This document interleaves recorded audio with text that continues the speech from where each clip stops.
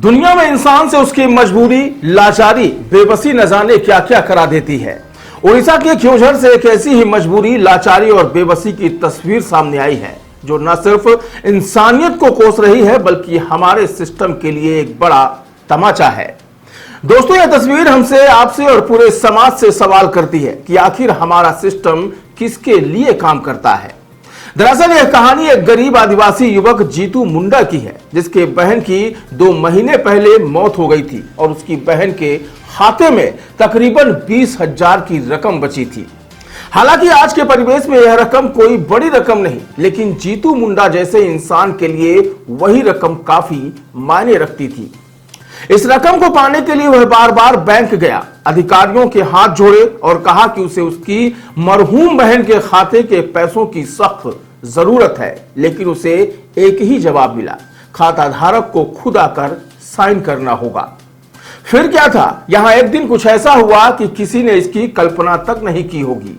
एक दिन ऐसी घटना घटी कि सारा समाज, सारा प्रदेश और देश सिर्फ एक तस्वीर से झकझोर उठा।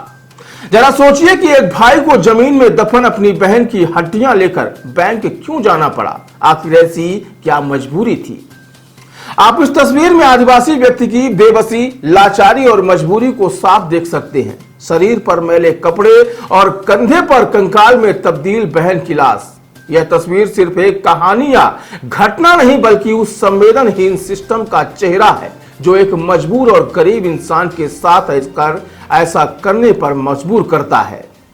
एक और जहां ताकतवर लोगों के लिए सारे नियम मोड़ दिए जाते हैं, फाइलें दौड़ने लगती हैं, वहीं गरीब के लिए वही नियम दीवार बन जाते हैं।